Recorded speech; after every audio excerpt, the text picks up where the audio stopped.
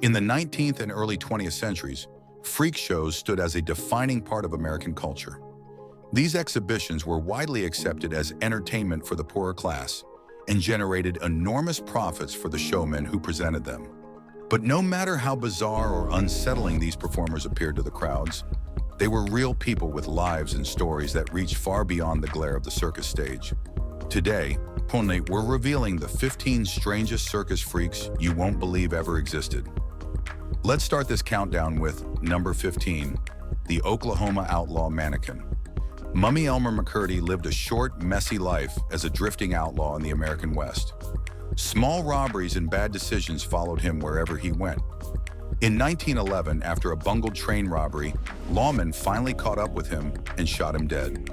Most criminals vanish into anonymous graves, but McCurdy's story refused to end there. A local undertaker embalmed his body with such heavy chemicals that the corpse hardened into a leathery mummy. For a time, curious visitors paid small coins to see the dead outlaw displayed inside the funeral home. Years later, a carnival promoter arrived claiming distant family ties and quietly carried the body away. From then on, McCurdy traveled again, this time as the Oklahoma outlaw. His preserved body wandered through carnivals, wax museums, and fun houses for decades. In 1976, a worker accidentally broke the arm of what seemed like a prop and uncovered real bone beneath the paint. Only then did authorities realize the truth and finally give McCurdy a burial. Number 14, the white and black twins. Few sideshow attractions captured curiosity quite like the unusual pairing of Helen Ann and Henry Sedum Walker. Born on May 2, 1856, to African-American parents, the twins arrived looking completely different from one another.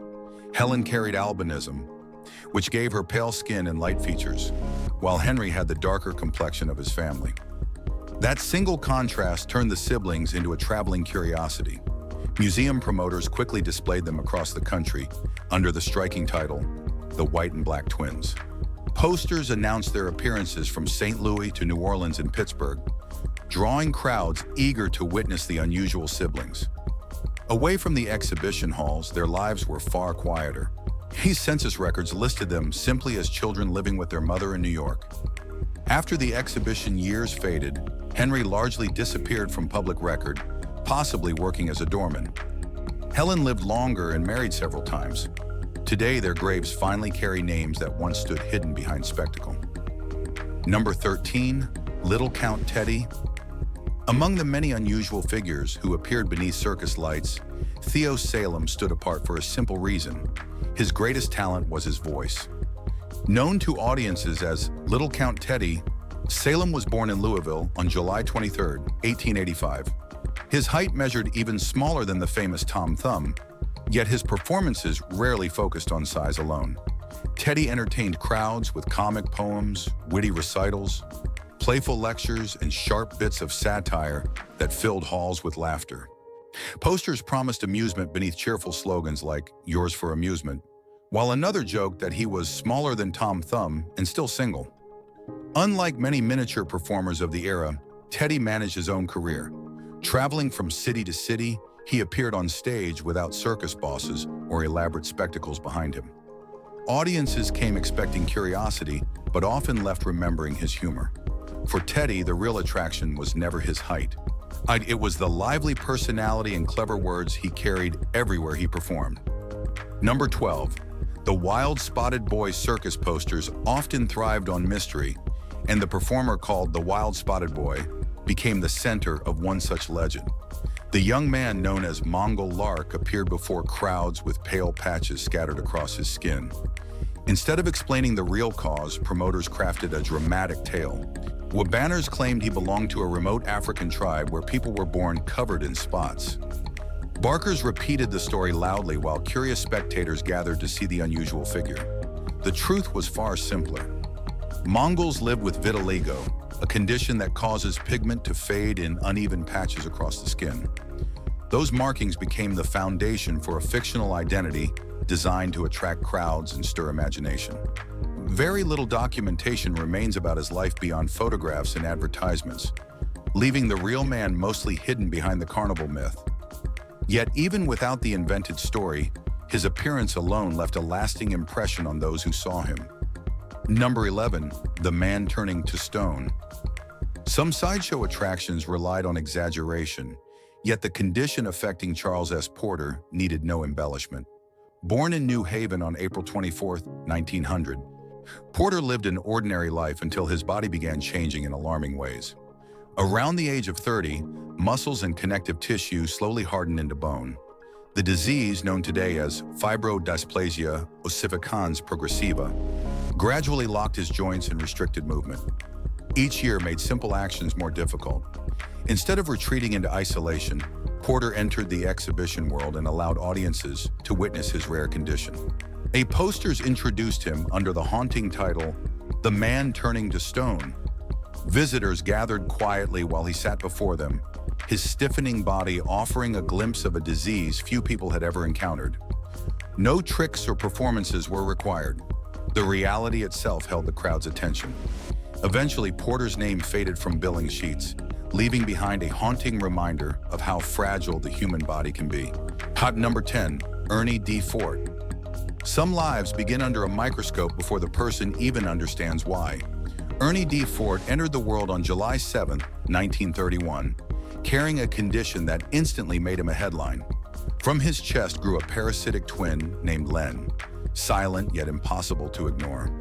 Newspapers rushed to give the boy a title long before he could shape his own identity, calling him the world's strangest living boy.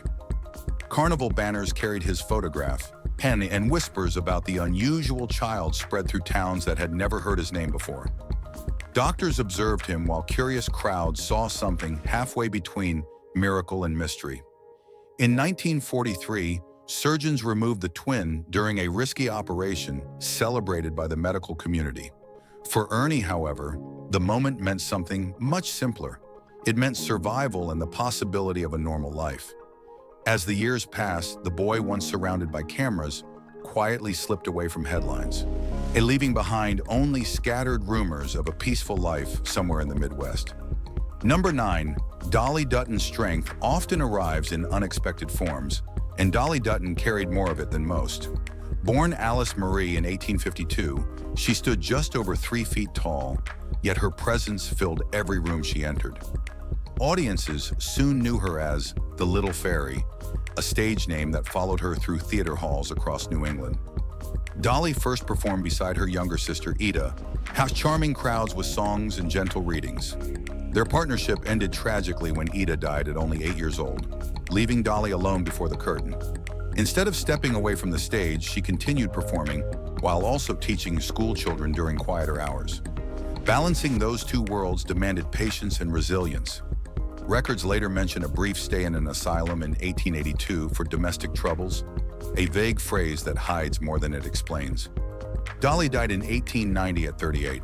Circus papers remembered glittering costumes, yet former students remembered something deeper: intelligence, kindness, and steady determination. Number 8, the Elephant Skin Man. Some names cling to history because they sound impossible to forget. Ralph Albert Kuhner carried one of them. Born in 1888 in Montpelier, Vermont, he grew up with skin that gradually thickened and folded in unusual ways. Hands and knees developed a rough texture that reminded observers of heavy leather. Before long, carnival posters introduced him as the Elephant Skin Man. Doctors debated the medical cause, offering rare diagnoses that few people could pronounce. Showmen preferred a more dramatic story. According to their version, Ralph's mother had witnessed an elephant stampede while pregnant, as if fear itself could sculpt skin. Ralph ignored such tales and focused on earning a living. Traveling fairs and dime museums became his workplace, where curious visitors examined the strange patterns covering his body. He rarely asked for sympathy and often arranged his own appearances. When Ralph died in 1952, the myths grew louder, though his life had always been simpler than the legends. Number 7, Rudolph Ivanovich and Heinrich Hogg circus audiences loved contrast, and few pairings delivered it as clearly as Rudolph Ivanovich and Heinrich Hogg. Rudolph's body carried thick dark hair that spread across his chest and back like a natural coat. Beneath the stage lights, he transformed into the wild man of Siberia. Crouched behind iron bars, he snarled and tore into raw meat, while spectators gasped at every movement. The act relied on theater, yet many viewers believed every moment. Heinrich Haag stood as his complete opposite. The quiet performer from Munich possessed skin so loose that it could stretch several inches away from his body. Promoters proudly called him the India Rubber Man. When he pulled the skin from his sides, it spread outward like strange wings beneath the lights. Both men understood the strange power of spectacle. Rather than hiding their unusual traits, they shaped them into performances that brought independence, steady income, and control over their own lives. Number 6. Talon Crawford. Even long after the Great Circus era faded, echoes of that world still appeared in small traveling sideshows. Talon Crawford became one of those modern figures who carried the tradition forward. Born in 1975, he stood 3.5 feet tall, with sharp facial features and wide eyes that reminded many people of a creature from legend. The nickname Bat Boy followed him long before he ever chose it himself. Eventually, he embraced the title and stepped onto the stage. Touring with small carnival groups across the United States, Talon performed in sideshows that preserved the spirit of the old freak tents. His act blended humor, storytelling, and self-awareness that often surprised audiences expecting something darker. Rather than appearing as a curiosity, he stood confidently as an entertainer in control of the spotlight. By 2005, however, the road lost its charm. Marriage and fatherhood pulled him home to Washington State, where he chose family over applause.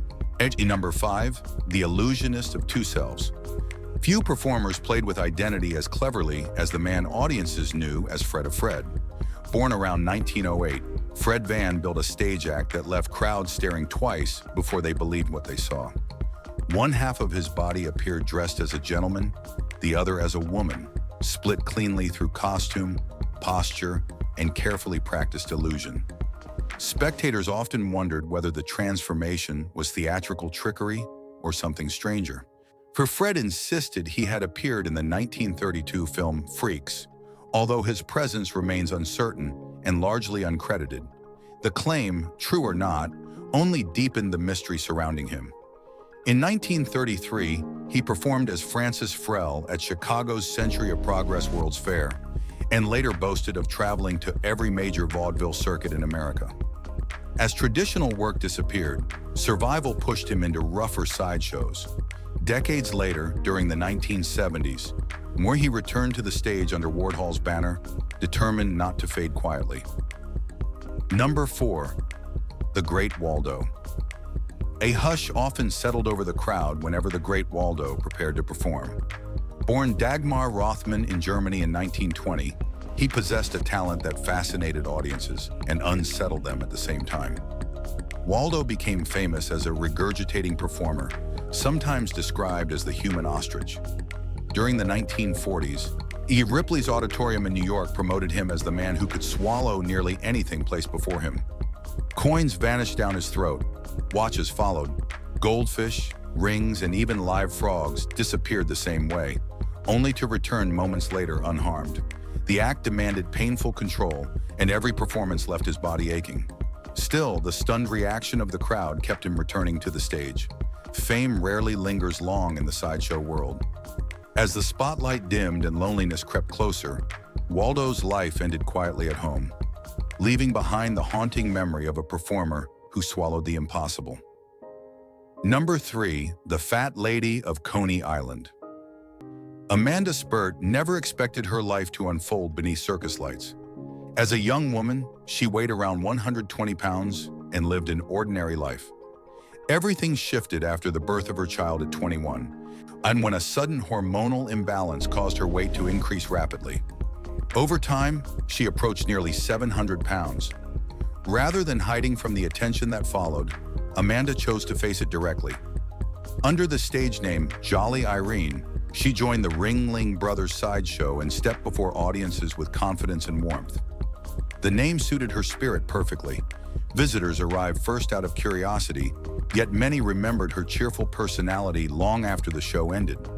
As travel became difficult, Irene limited her performances to New York and made Coney Island her home. There she became a familiar presence. She never chose the condition that shaped her body, yet she chose how to live with it, refusing to let curiosity define her worth.